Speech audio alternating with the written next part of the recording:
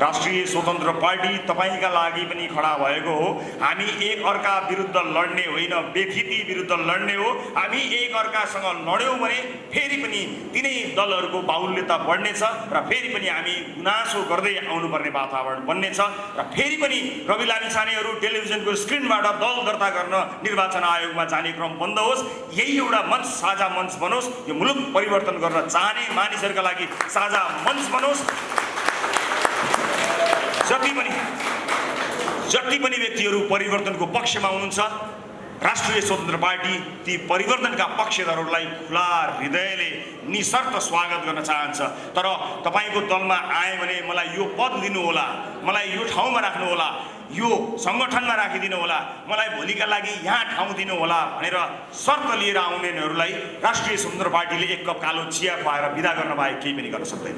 नेपालमा बनेको नेपाली फेब्रिक्सहरू मात्रै लगाउँछु, नेपालका उत्पादन मात्रै लगाउँछु भनेको थिएँ। म विभिन्न ठाउँमा खोज्दै गएँ। मैले अहिले लगाएको यो पहिरन तलदेखि माथिसम्म नेपालको मात्रै हो। म नेपालमा बनेका सामानहरूको प्रयोग गर्नेछु र नेपालमा बन्ने, नेपालमा बनाउने चिजहरूको प्रवर्धनका लागि, त्यसको विकासका लागि हाम्रो पार्टी पनि लागि पर्नेछ र नेपालमा बनेका लुगाहरू, नेपालमा बनेका सामग्रीहरू पनि प्रयोग गर्दा हामी उत्तिकै प्रभावशाली देखिन सक्छौँ जस्तो लागेको छ मलाई।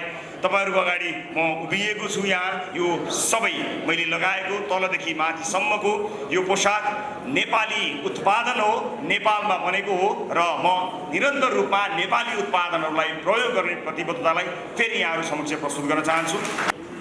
तपाईमध्ये कोही यस पार्टीको तर्फबाट नेतृत्वमा आउने, अर्को तपाईँ सामान्य जीवनयापन गर्दै भोट हाल्ने, त्यो भन्दा बढी नागरिकबाट हामीले धेरै समयको अपेक्षा गरेका छैनौँ। त्यस अर्थमा राष्ट्रिय स्वतन्त्र पार्टीले कुनै पनि किसिमको भातृ सङ्गठनहरू बनाएको छैन। भातृ सङ्गठनमा रहेर त्यहाँका पदाधिकारीहरू चयन गरेर भातृ सङ्गठनमा यति योगदान दिएको, उति वर्ष योगदान दिएको, सभामा यति मान्छे ल्याएको, उति मान्छे ल्याएको, चुनाव जित्नमा यति खर्च गरेको, गराएको, चन्दा दिएको, चुनावमा यसरी दौडेको, यति पेट्रोल हालेको, यतिवटा बाइक ल्याएको, यतिवटा गाडी ल्याएको, यो हामी कहाँ नचल्ने भएको छ।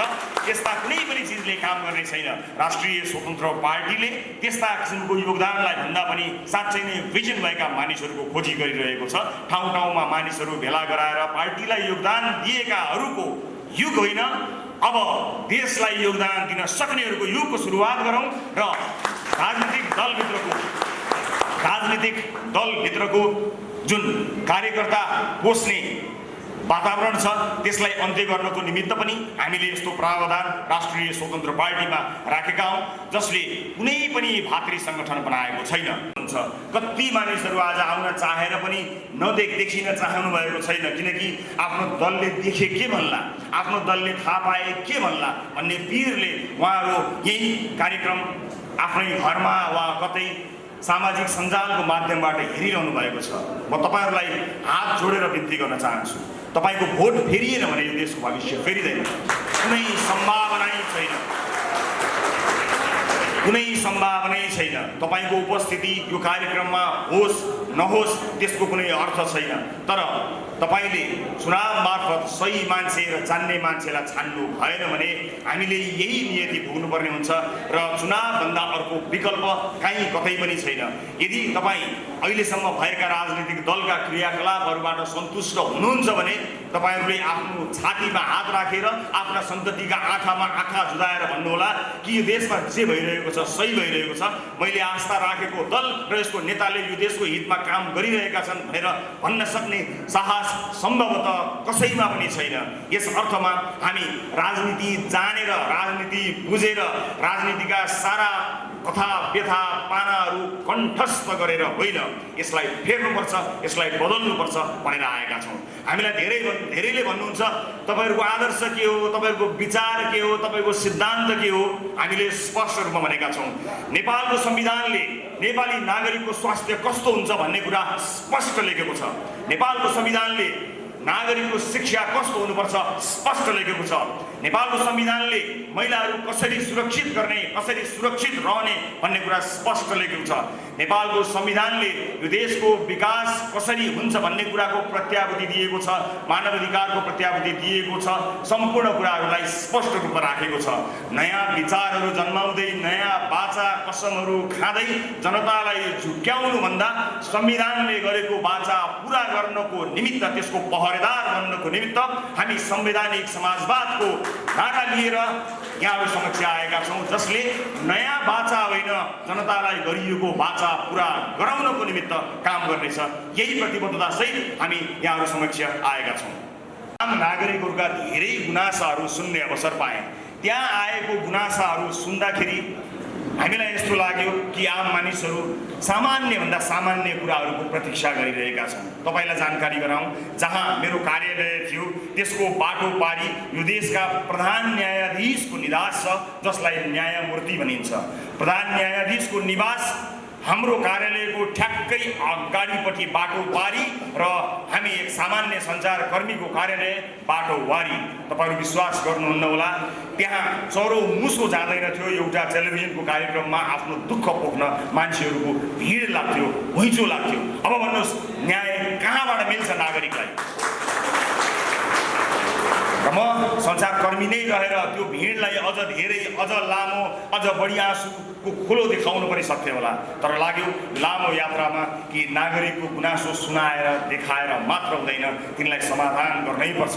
तिनलाई समाधान गर्नको निमित्त नीति निर्माता हुनैपर्छ। तिनलाई समाधान गर्नको निमित्त टेलिभिजनको स्क्रिनबाट बाहिर निस्केर संसदको रोस्ट्रममा पुग्नैपर्छ। यही अठोट गरेर हामीले यो यात्रा तय गरेका हौँ। यो यात्रा हामीले तय गर्दा यहाँहरूमध्ये धेरैलाई शङ्का उपशङ्का प्रश्नहरू छैनन् भन्दिनँ म, प्रश्नहरू छन्। ती प्रश्नहरू समयले जवाफ दिँदै जानेछ र हामीले भएकाहरूलाई निरन्तर गुनासो पनि गरिरहने र उनीहरूकै विश्वासमा यो देशको भविष्य सुम्पने र भर्खरै उदाउँदै गरेकाहरूलाई पनि प्रश्नमाथि प्रश्न, प्रश्नमाथि प्रश्न गर्ने हो भने हामी यथास्थितिबाट कहिले पनि माथि उठ्न सक्दैनौँ। यस अर्थमा म यहाँहरूलाई यही अनुरोध गर्न चाहन्छु कि राष्ट्रिय स्वतन्त्र पार्टीले आफ्ना उम्मेदवारहरू छान्ने जिम्मा तपाईँलाई दिएको छ। केन्द्रको कोठामा बसेर आफूलाई मन लागेका मान्छेहरूको चुनाव, आफूलाई मन लागेका मान्छेहरूको लिस्ट हामी यहाँ पठाउँदैनौँ। तपाईँले चुनेर छानेर आफूलाई काम लाग्ने र आफ्नो लागि केही गर्ने निस्वार्थ भिजन भएको मानिसहरूलाई पठाउनु हुनेछ, जसको प्राइमेरी मार्फत चुनाव गरेर राष्ट्रिय स्वतन्त्र पार्टीले आफ्नो उम्मेदवारका रूपमा खडा गर्नेछ। यो पेचिटीको मेन स्विच अफ गर्न त्यति सजिलो छैन। विभिन्न राजनीतिक दलमा जुन ढङ्गले जुन दल आए पनि फरक नपर्ने गरी घुसपैठ भएको छ, राज्य स्रोतको दोहन भएको छ, त्यसलाई रोक्न खोज्दाखेरि विभिन्न किसिमका बाधा अवरोध तपाईँहरू समक्ष, हामी समक्ष आउनेछन्। ती बाधा अवरोधलाई पन्छाएर यस पटकको चुनावमा राजनीतिक दलहरूलाई सुध्रने सबक दिने जिम्मा तपाईँ हाम्रो काँधमा आएको छ। र मैले देखेको छु कयौँ सभाहरूमा, समारोहहरूमा दर्शकहरूको ठुलो उपस्थिति रहन्छ, तर त्यो उपस्थिति भोटमा परिणत भएन भने त्यसले धेरै ठुलो प्रभाव पार्न सक्दैन।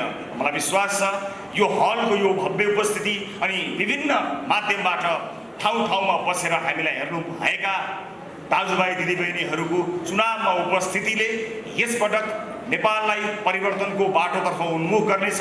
राम्रा उम्मेदवारहरूको खाँचो हामीलाई परेको हुनाले ती उम्मेदवारहरू समक्ष पुग्नको निमित्त हामीलाई मद्दत गर्नुहोला। जे भइरहेको छ त्यसैलाई निरन्तरता दिने हामीले सोच बनाएका छैनौँ। यस अर्थमा हामी तपाईँहरू समक्ष उम्मेदवारको खोजीसँगै हाम्रो पार्टीलाई विस्तार गर्नको निमित्त आएका छौँ। राष्ट्रिय स्वतन्त्र पार्टीले जम्मा 2 थरी परिकल्पना गरेको छ। एक, तपाईँमध्ये कोही यस पार्टीको तर्फबाट नेतृत्वमा आउने, अर्को तपाईँ सामान्य जीवनयापन गर्दै भोट हाल्ने। त्यो भन्दा बढी नागरिकबाट हामीले धेरै समयको अपेक्षा गरेका छैनौँ।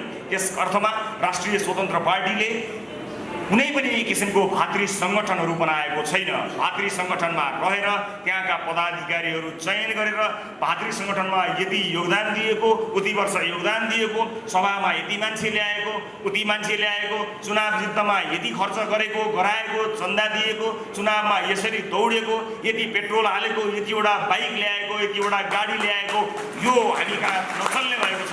त्यस्ता कुनै पनि चिजले काम गर्ने छैन। राष्ट्रिय स्वतन्त्र पार्टीले त्यस्ता किसिमको योगदानलाई भन्दा पनि साँच्चै नै भिजन भएका मानिसहरूको खोजी गरिरहेको छ। ठाउँ ठाउँमा मानिसहरू भेला गराएर पार्टीलाई योगदान दिएकाहरूको युग होइन, अब देशलाई योगदान दिन सक्नेहरूको युगको सुरुवात गरौँ र राजनीतिक दलभित्रको जुन कार्यकर्ता पोस्ने वातावरण छ त्यसलाई अन्त्य गर्नको निमित्त पनि हामीले यस्तो प्रावधान राष्ट्रिय स्वतन्त्र पार्टीमा राखेका हौँ, जसले कुनै पनि भातृ सङ्गठन बनाएको छैन। हामी स्वागत गर्नेछौँ। यस पार्टीमा रहेर भोलि लाभको पद लिउँला होइन कि यहाँको विकासका लागि मसँग भिजन र एजेन्डा छ भन्ने सोच भएका साथीहरू सहभागी हुनुहुनेछ भन्ने मैले विश्वास लिएको छु। र हामीले माथिबाट भन्ने चलन छ, एउटा केन्द्रबाट छनौट गर्ने होइन, तपाईँ भित्रैबाट चुनिएर आउनुपर्ने परिपाटीको सुरुवात यहीँबाट गर्नेछौँ। केही बेरमा बन्द सत्र सुरु हुनेछ। बन्द सत्रको आह्वान केही बेरमा पार्टी प्रवक्ता डाक्टर मुकुल ढकालले यहाँहरू समक्ष गर्नुहुनेछ र पार्टीका साथीहरू यसका लागि तयार रहनुभएको छ। र म यहाँलाई यति भन्न चाहन्छु कि हामीले हाम्रो प्रतिबद्धताहरू विभिन्न माध्यमबाट प्रस्तुत गर्दै आइसकेका छौँ। चुनावमा पुग्नुभन्दा अगाडि अझ यसलाई निखार ल्याएर हाम्रा विद्वानहरू मार्फत, हाम्रा विषयविज्ञहरू मार्फत कोरिएको नक्सालाई सार्वजनिक गरेर यहाँहरू समक्ष चुनावमा आउने हामीले वचनबद्धता प्रकट गरेका छौँ। हामी झुटा बाचा र नयाँ बाचाहरू गर्न भन्दा पनि नेपालको संविधानले हामीलाई गरेको बाचा पुरा गर्ने उद्देश्य सहित यहाँ आएका छौँ। जनताका आधारभूत आवश्यकताहरू पुरा गर्न नसकेसम्म नयाँ बाचा गर्नुपर्ने कुनै आवश्यकता नभएका हुनाले तिनै बाचाहरूलाई पुरा गर्नको निमित्त जन्म भएको राष्ट्रिय स्वतन्त्र पार्टीको यो भेलामा उपस्थित रहनुभएका तपाईँहरू सबैलाई म हृदयदेखि नै धेरै धेरै धन्यवाद दिन चाहन्छु। एउटा कुरा फेरि पनि म दोहोऱ्याउन चाहन्छु कि मुलुकको नक्सा बदल्ने, मुलुकको भाग्य बदल्ने जिम्मा हामी आम मतदातामा छ। जबसम्म तपाईँको मत बदलिँदैन तबसम्म भाग्य मुलुकको बदलिनेवाला छैन। यस अर्थमा आफ्नो मत यसपटक बदल्न तयार हुनुहोस्। शङ्काका सुविधाहरू अवश्य राख्नुहोला, तर फेरि पनि मुलुक तिनै गैल भएका, फेल भएका, नसकेका मानिसहरूको हातमा तपाईँको हातबाट गयो भने यो माहौल अथवा यसरी आम मानिसहरू जागरुक हुन मुलुकले लामो समय कुर्नुपर्ने हुन्छ। यस अर्थमा मलाई विश्वास छ यहाँहरू एकपटक परिवर्तन गर्नका लागि तयार हुनुभएको छ। त्यो परिवर्तन हामी सँगै मिलेर सम्भव गराउँ भन्दै म अहिले यहाँबाट बिदा हुन्छु। केही बेर पार्टी खडा भएको होइन, यो पार्टी आम सर्वसाधारणलाई लाभ दिनका लागि लाग्नु भएको हो। यहाँ धेरै कुरा फेर्ने र बदल्ने कुराहरू आएको छ। सबैभन्दा पहिला हामीले फेर्नुपर्ने भनेको कक्षा कोठा हो। सबैभन्दा पहिला हामीले फेर्नुपर्ने भनेको अस्पतालका कोठाहरू हुन्। त्यसकारणले राष्ट्रिय स्वतन्त्र पार्टीको प्राथमिकतामा सबैभन्दा बढी लगानी शिक्षामा रहेको छ। देशैभरिका विद्यालयहरूलाई एकै गुणस्तरका विद्यालय बनाउने र हरेक कक्षा कोठालाई अन्तर्राष्ट्रिय गुणस्तरको कक्षा कोठा बनाउन सकिने प्रतिबद्धता राष्ट्रिय स्वतन्त्र पार्टीले अचुवाको भरमा भोट कमाउन भनेको होइन, गरेर देखाउनका लागि भनेको हो। र हामी जति भन्छौँ गरेर देखाउँछौँ। विगत 2 वर्षदेखि हामी यसको अभ्यासमा थियौँ र यसबीचमा थिङ्क ट्याङ्कको अवधारणाबारे मैले यस अगाडिका केही कार्यक्रमहरूमा बताएको छु। विदेशका विषयविज्ञहरूको बैठक सुरु भइसकेको छ। राष्ट्रिय स्वतन्त्र पार्टी र हामी चुनावी मैदानमा घुमिँदै गर्दा, आम नागरिकहरूसँग जोडिँदै गर्दा देशभरका विभिन्न क्षेत्रका विज्ञ विश्लेषक विद्वानहरूको एउटा समूहले यो देशको नक्सा कोर्ने काम सुरु गरिसकेको छ। उहाँहरू आफ्नो काममा लागिसक्नु भएको छ र आम चुनावभन्दा अगाडि नै हामीले परिकल्पना गरेको देश कस्तो हुन्छ, हामी कस्तो मुलुक बनाउन चाहिरहेका छौँ भन्ने कुरा तपाईँलाई देखाएर, नक्सा देखाएर मात्र हामी भोट माग्न आउनेछौँ। त्यो नक्सा तपाईँलाई चित्त बुझेन भने तपाईँले हामीलाई भोट हाल्नुपर्ने बाध्यता हुने छैन। अबको नक्सा, यहाँको नक्सा, विशेष गरेर झापाको नक्सा कस्तो हुन्छ भन्ने कुरा कोर्नको निमित्त तपाईँहरू तयार रहनुहोला। राजनीतिमा हिजोका दिनहरूमा जे जसरी सङ्गठनहरू निर्माण हुन्थे, जसरी राजनीतिक दललाई जिन्दगीभरि योगदान दिए बापत पदहरू प्राप्त हुन्थे। अब त्यो युगलाई सधैँका लागि हामीले अन्त्य गर्ने बेला आएको छ। राजनीति कसैले गर्नै नसक्ने अजिङ्गरको हाउगुजी जुन बनाइएको छ त्यो हाउगुजी रहिरह्यो भने तपाईँ हामी जस्ता मान्छेहरू यिनीहरू राजनीति जान्दैनन्, यिनको केही पनि हुनेवाला छैन भन्ने अड्कलहरू भित्र अल्मलिन्छौँ। अब त्यस्ता अड्कलभित्र अल्मलिन जरुरी छैन। राजनीतिमा इमान नभई हुँदैन। इमान भएको हर कोही मानिसले राजनीति गर्न सक्छ। यस अर्थमा यो हलमा भएका कोही पनि इमानदार साथीहरू हुनुहुन्छ, उहाँहरू सबैलाई म राजनीतिको मूलधारमा स्वागत गर्न चाहन्छु। आज यो आम सभा होइन, जिल्ला भेला हो र आम सभाका रूपमा चुनावमा यहाँहरू समक्ष हामी अवश्य पनि आउनेछौँ र त्यतिखेर झापाले आफ्नो उम्मेदवार पनि छान्नेछ र आफ्नो उम्मेदवार छान्दा झापाले विवेक पुर्याउनेछ। अब जान्नेलाई छान्ने हाम्रो नारामा झापा चुक्ने छैन र त्यसका लागि हामी चुनावी सभामा आउने नै छौँ।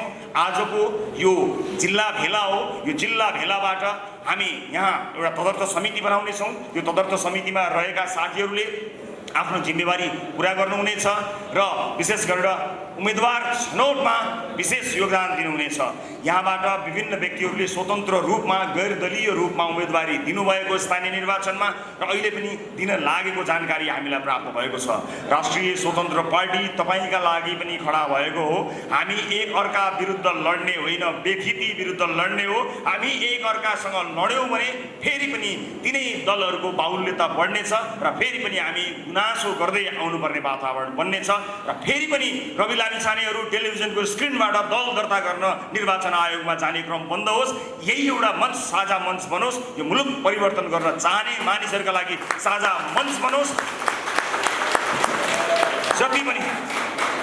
जति पनि व्यक्तिहरू परिवर्तनको पक्षमा हुनुहुन्छ, राष्ट्रिय स्वतन्त्र पार्टी ती परिवर्तनका पक्षधरहरूलाई खुला हृदयले निशर्त स्वागत गर्न चाहन्छ।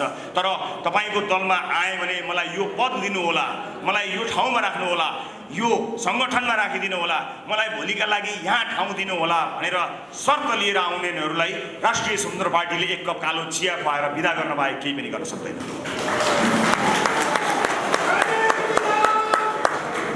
र परिवर्तन आफैबाट गर्नुपर्ने रहेछ। मैले चितवनको कार्यक्रममा एउटा उद्घोष पनि गरेको थिएँ कि म अब आफ्नो राजनीतिक जीवनमा नेपालमा बनेको नेपाली फेब्रिक्सहरू मात्रै लगाउँछु, नेपालका उत्पादन मात्रै लगाउँछु भनेको थिएँ। म विभिन्न ठाउँमा खोज्दै गएँ। मैले अहिले लगाएको यो पहिरन तलदेखि माथिसम्म नेपालको मात्रै हो। म नेपालमा बनेका सामानहरूको प्रयोग गर्नेछु र नेपालमा बन्ने, नेपालमा बनाउने चिजहरूको प्रवर्धनका लागि, त्यसको विकासका लागि हाम्रो पार्टी पनि लागि पर्नेछ र नेपालमा बनेका लुगाहरू, नेपालमा बनेका सामग्रीहरू पनि प्रयोग गर्दा हामी उत्तिकै प्रभावशाली देखिन सक्छौँ जस्तो लागेको छ मलाई। तपाईँहरूको अगाडि म उभिएको छु। यहाँ यो सबै मैले लगाएको तलदेखि माथिसम्मको यो पोसाक नेपाली उत्पादन हो, नेपालमा बनेको हो र म निरन्तर रूपमा नेपाली उत्पादनहरूलाई प्रयोग गर्ने प्रतिबद्धतालाई फेरि यहाँहरू समक्ष प्रस्तुत गर्न चाहन्छु।